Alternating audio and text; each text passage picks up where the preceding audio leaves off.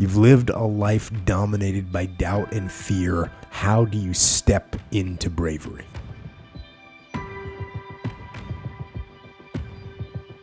As leaders, I see people getting caught up all the times in little things that will not affect the outcome unless they let it.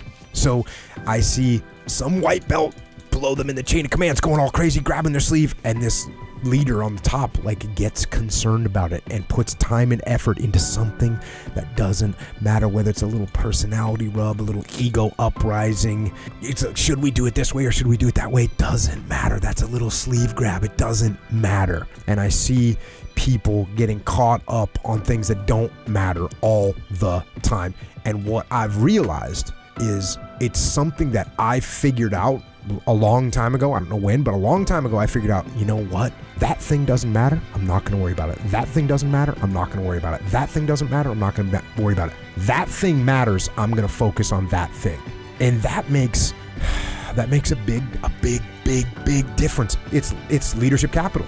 Let's start this video the hard way. I will say just one sentence, and you should be able to understand the whole message of this video. And that sentence is, life is not fair. This is something that everyone knows, but no one realizes. We all know that life is not fair, but we realize this when we are in a tough spot. When you lose your job, when you fail a test, when you get an injury. These are the instances where you can actually realize that life is not fair. Whenever you are sad, whenever you are going through a hardship, then only you realize that you are going down and that life is not as smooth as you think. As long as you are happy and satisfied, you will think that this is all. This is the actual truth, but once you get that setback, your life just flips upside down, and this is where you realize the truth of life.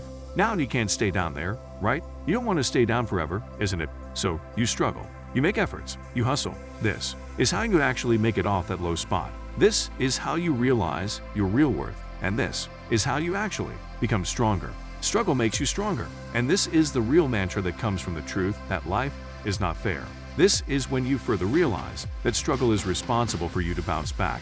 May it be going for a new job or as small as a retest. Everyone has a hardship, and the lessons learned from getting down and going back all over again makes us more strong, makes us better versions of ourselves, and finally, a successful person.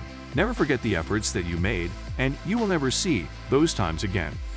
I would have to say growing up and the examples that were set for me from my parents. You know, we struggled a lot. There was a lot of struggling going on. My dad was very successful in his own right. He was a professional wrestler, so he was a local star at that time before the business of professional wrestling became global, if you will. But there was a lot of struggle, and watching them struggle and watching them pull through it, and having that example. And also, not only in addition to that example, I think consistently being told that whatever it is that you want to do, you've got to get after it. You got to get after it. There's no substitute for hard work. Hard work always pays.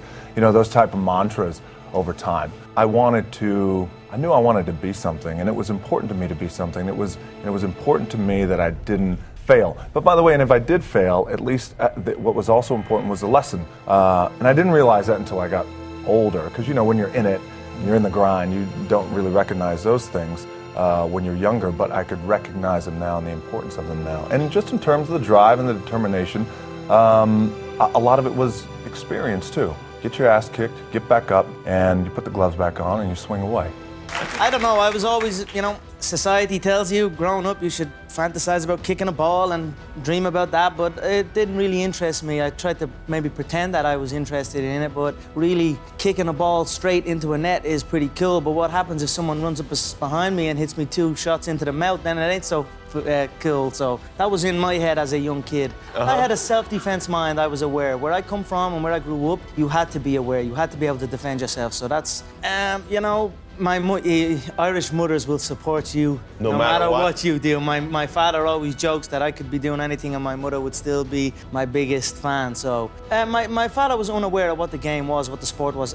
Before me, there was no Irishman that had succeeded in the UFC. There was no one. I could not look to my mother and father and say, look at this Irishman, look at his successful fighting career, because there was no one before me. So I was the first one. I had to convince them what I was going to do. But as far as my father was concerned, I was just fighting in a cage and with no career path or no nothing ahead of me. So it was more worry, but I convinced them, and now here we are.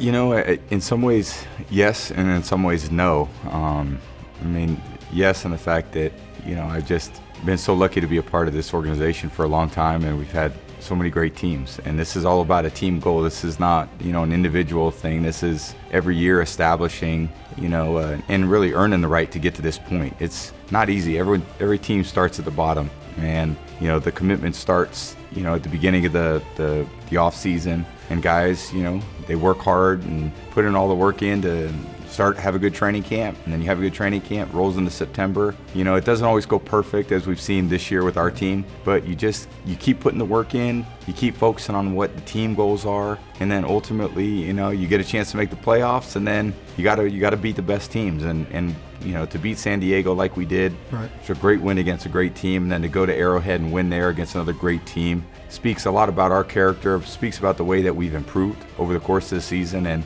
you know, we got one more game to go, and hopefully we can finish it the right way. Thank you for watching this video. If you haven't already, please go ahead and like the video. Subscribe to the channel if you're new, and let us know what you thought in the comments section down below.